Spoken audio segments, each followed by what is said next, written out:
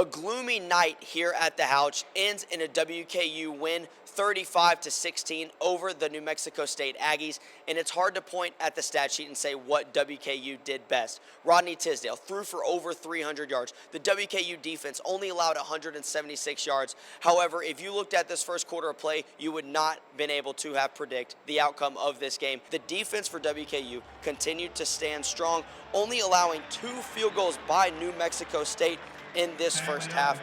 And to even add on to that, an interception by Avarian Cole, just an amazing recognition getting downfield, and is able to get some return yards on the play as well. And this WKU team has a wide receiving core that might be the best in Conference USA. Matthew Henry gets an amazing touchdown, no defenders in the area. Then K.D. Hutchinson on the next drive gets a big catch and is able to bring it down. And third, and last but not least, Musa Berry goes up and gets a big touchdown catch, just proving that these 3 receivers can be what it takes to win a Conference USA championship game. And that'll put the halftime score at 14-6. And if you haven't seen anything exciting tonight, here's Spider-Man kicking a field goal, and yes, he makes it on the very first try. And looking back at the WKU game and their performance in that second half, man, it was unbelievable.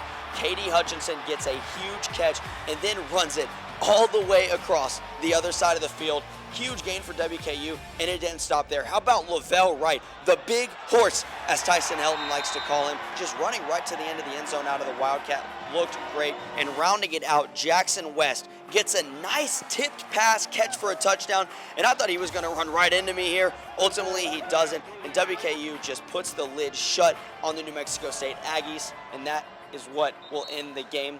This is a WKU team that looked amazing tonight. However, inconsistencies have been a big problem for this WKU team this year. If they want to win out, beat MTSU, and host the Conference USA Championship, they're going to have to make sure that they limit inconsistencies and continue what they did here tonight. For the Extra Point, Eli Thompson.